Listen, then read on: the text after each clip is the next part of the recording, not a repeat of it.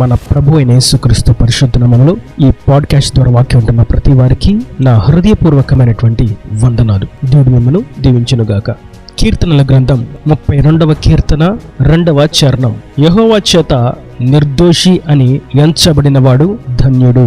చదివినటువంటి వాక్య భాగం మనకు బాగా సుపరిచితమైనటువంటి లేఖనం. యెహోవా చేత నిర్దోషి అని ఎంచబడినవాడు ధన్యుడు అని చెప్పబడినప్పుడు, నిర్దోషి అని ఎంచబడడానికి ఏ కోణమునైనా నరునికి అవకాశం ఉన్నదా అని చూసినట్లయితే, నిశ్చయముగా నీతివంతుడు లేడు, ఒక్కడునూ లేడు. అందరూ పాపము చేసి దోషులుగా మార్చబడిన వారే తప్ప నిర్దోషి అయిన వాడు లేనే లేడు అని అపోస్తలుడైనటువంటి పౌలు తన పత్రికలో రాస్తాడు. ఇంకా యోబు అంటాడు, శుద్ధుడగుటకు నరుడు ఏ పాటివాడు, నిర్దోషగుటకు స్త్రీకి పుట్టినవాడు ఏ పాటివాడు అని. అవును, నిశ్చయంగా భూమి మీద ఉన్నటువంటి నరులు అందరూ కూడా దోషులు, పాపులు, శిక్షార్హులు అని వాక్యము తేటగా సెలవిస్తున్నది. అయితే మనము చదివినటువంటి వాక్య భాగంలో యెహోవా చేత నిర్దోషి అని ఎంచబడిన వాడు ధన్యుడు అని అన్నప్పుడు, ఆయన ఎవరిని నిర్దోషులుగా ఎంచుతాడు? అందరూ దోషులుగా ఉన్నప్పుడు నిర్దోషిగా ఎవరు ఎంచబడతారు అని కొంచెం మనం లేఖనాలను పరిశోధించినట్లయితే కొన్ని ఆశ్చర్యమైనటువంటి విషయాలను మనం గ్రహించగలుగుతాం. అది ఎహెచ్కేల్ గ్రంథం 18వ అధ్యాయము 5వ వచనం నుండి.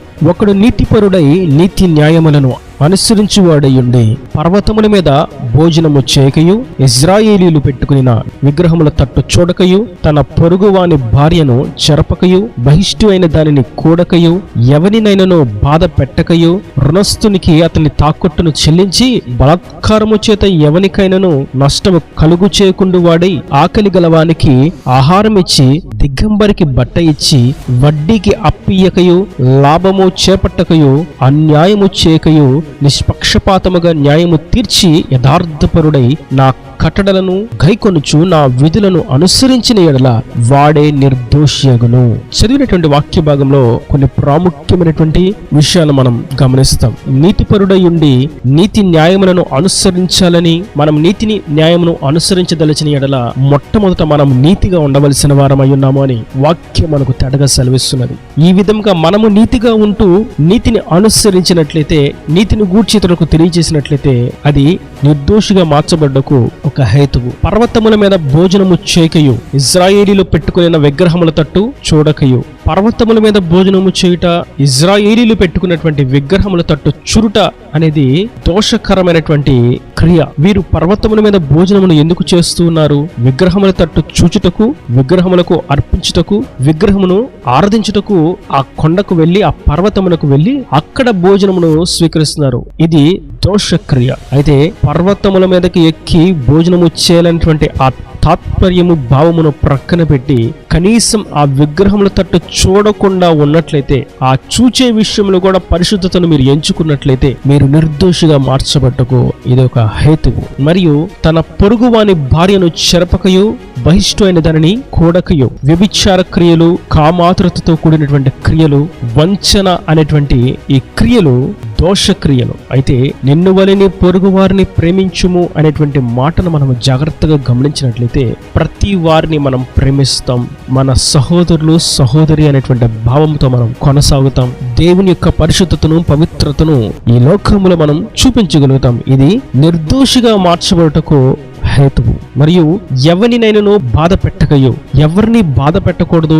మన వలన వారు బాధపడుతున్నారు అన్నప్పుడు అటువంటి క్రియను మనం చేయకుండా నిలుచుట, మరియు రుణస్థునికి అతని తాకట్టును చెల్లించి ధనము కొరకు వారి దగ్గరున్నటువంటి వస్తువులను ఇచ్చి ధనాన్ని తీసుకుంటారు. ఆ తర్వాత ధనం ఇవ్వడానికి వచ్చినప్పటికీ ఆ వస్తువును ఇచ్చుటకు మనసునందు ఇష్టం లేకపోవటం చేత ఆ వస్తువును ఇవ్వక ఆ రుణం, ఆ తాకట్టు పెట్టిన వారిని ఇబ్బంది పెట్టేటువంటి తత్వం ఇది దోషక్రియ. మరియు బలాత్కారము చేత ఎవరినైనాను నష్టము కలుగు చేయకుండా, బలాత్కారముగా అంటే అన్యాయముగా, బలోపేతంగా ఇతరుల దగ్గర నుండి లంచాలను, వడ్డీలను, ధనాన్ని, వస్తువులను, గృహాలను, స్థలాలను బలాత్కారము చేత, బలవంతముగా, ఒత్తిడి చేత తీసుకుంటే అది దోషక్రియ. అయితే ఎవరి దగ్గర నుండి మనం అపేక్షించక బలాత్కారంతో దొంగిలించక, వారిని వెళ్ళగొట్టి అది మన స్వాస్యమని చెప్పకుండా ఉన్నట్లయితే, నీతిగా నిజాయితీగా ప్రేమ కలిగి జీవించినట్లయితే ఇది నిర్దోషియొకటకు హేతువు. మరియు ఆకలి గలవానికి ఆహారం ఇచ్చి, దిగంబరికి బట్ట ఇచ్చి, మన యొద్దకు ఆకలితో ఎవరైనా వచ్చినప్పుడు వారికి ఆహారం పెట్టుటయు, వస్త్రహీనులుగా ఉన్న వారికి మనదైనటువంటి శైలిలో వారికి వస్త్రములను ఇచ్చుటయు ఇది నిర్దోషియొకటకు హేతువు. మరియు వడ్డీకి అప్పియకయు, లాభము చేపట్టకయు, అన్యాయము చేయకయు అని చూసినప్పుడు, వడ్డీకి అప్పు ఇచ్చుట అనేది దోషక్రియ. కొందరు న్యాయబద్ధమైనటువంటి వడ్డీ, ధర్మ వడ్డీ, ప్రభుత్వం నిర్దేశించినటువంటి వడ్డీ అని వడ్డీ వ్యాపారాలను చేస్తున్నట్లయితే, క్రీస్తును అంగీకరించినప్పటికీ, పరిశుద్ధ లేఖనాలను ధ్యానిస్తూ ఉన్నప్పటికీ, మందిరానికి మానకుండా వెళుతూ ఉన్నప్పటికీ వారు ఇంకను దోషక్రియలోనే చిక్కుబడి ఉన్నారు అనేటువంటి సంగతి వాస్తవం. ఎందుకంటే వాక్యము తేటగా సెలవిస్తుంది, వడ్డీకి అప్పు ఇవ్వకూడదు, లాభాన్ని చేపట్టేటువంటి క్రియలు చేయకూడదు, ఏ పని చేయకుండా లాభాన్ని చేపట్టాలి అనేటువంటి ఆ దుర్బుద్ధి దోషక్రియకు తావుతీస్తుంది. మరియు అన్యాయము చేయకయు, న్యాయమును తప్పించేటువంటి క్రియ ఇది. న్యాయం ఉన్నవైపు న్యాయము పక్షమును మాట్లాడుట కాదు గాని, ఎవరు ఎక్కువ చేతులను తడుపుతారు, ఎవరు ఎక్కువ మన కులానికి చెందినవారు, మన మతానికి చెందినవారు, మన సంఘానికి చెందినవారు, మన కుటుంబ సభ్యులు, మన రక్త సంబంధికులు అని న్యాయాన్ని తప్పించి అన్యాయము చేస్తారు. ఇది దోషక్రియ. అందుకే వాక్యం సెలవుస్తుంది, నిష్పక్షపాతముగా న్యాయము తీర్చాలి అని. పక్షపాతం లేనటువంటి న్యాయము. తప్పు చేసినప్పుడు తప్పు ఎవరు చేసినా అది తప్పుగానే ఎంచబడుతుంది. తన వారు తప్పు చేస్తే అది పరిగణలోనికి రాదు అని అన్నట్లయితే అది పక్షపాతపు తీర్పు. అట్టిది దోషక్రియ. మరియు యథార్థపరుడై నా కట్టడలను గైకొనుచు నా విధులను అనుసరించిన యెడల, ఇక్కడ మనం చూస్తాం ఆయన కట్టడలను, ఆయన న్యాయ విధులను మనం అనుసరించాలని, ఆయన ఇచ్చినటువంటి ఆజ్ఞలను మనం అనుసరించి జీవించాలి అని, ఆయన చిత్తాన్ని ఎరిగి మనం ముందుకు వెళ్ళాలి అని, ఆయన రక్తంలో కడగబడి రక్షణ పొందుకోవాలి అని సెలవిచ్చారు. అది మనకు ఆజ్ఞ. ఆయన పరిశుద్ధాత్మతో మనం నింపబడాలి అని చెప్పారు. అది ఆజ్ఞ. ఆత్మ ఫలాలతో మనం అలంకరింపబడాలి అన్నది ఆయన ఆజ్ఞ.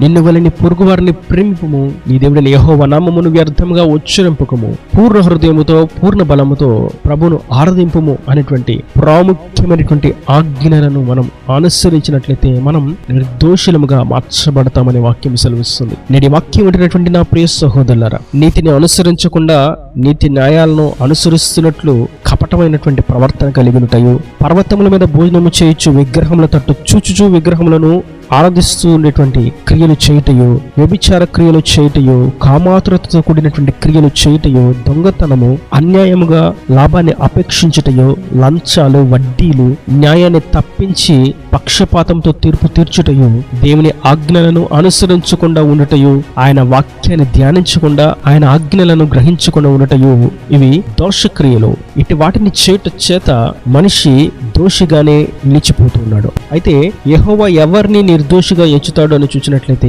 ఇట్టి క్రియలను జరిగింపక ఆయన చిత్తానుసారంగా జీవించే వారిని నిర్దోషిగా ఎంచుతాడు. ఈ నిర్దోషిగా ఎంచబడట చేత మనిషికి కలిగేటువంటి లాభం ఏమైనది అని చూసినట్లయితే, నిజముగా వాడు బ్రతుకును. ఇది ప్రభు అయిన యెహోవా వాక్కు. మనము ఆయన ఆజ్ఞలను అనుసరించి జీవిస్తూ, ఆయన కట్టడలను అనుసరించి జీవిస్తూ నిర్దోషిగా మనం మార్చబడినప్పుడు మనము నిజముగా బ్రతుకుతాము. ఈ జీవితం అనేది, ఈ బ్రతుకు అనేది నిత్యత్వమునకు సాదృశ్యమైనది. భౌతికంగా ఇటువంటి పాపాలు చేస్తున్నప్పటికీ సజీవులుగానే ఉంటారు. అయితే వారి ఆత్మ నరకంలో కాల్చబడుతూ నిత్య మరణాన్ని పొందుకుంటుందన్నటువంటి సంగతిని గుర్తిరుగుకు ఉన్నారు. కాబట్టి వారు ఆ క్రియలు చేస్తారు. ఏదైతే మనం ఈ వాక్యాన్ని విన్న వారంగా, తెలుసుకున్న వారంగా, గ్రహించిన వారంగా మనం నిర్దోషిగా మార్చబడినట్లయితే మనం నిశ్చయంగా నిత్య జీవంలోకి వారసులుగా మార్చబడతాము. ప్రభువు చేత ఎంపిక చేయబడిన వారంగా మార్చబడిన రాజ్యానికి వారసులుగా మార్చబడతాము గాక. ఇన్ని మాటల ప్రతి వారి హృదయంలో నీరుకట్టి ఫలింపు చేయను గాక. ఆమేన్. God bless you. తలలు వంచి కన్నులు మూసినట్లయితే మీ కొరకు చిన్న ప్రార్థన.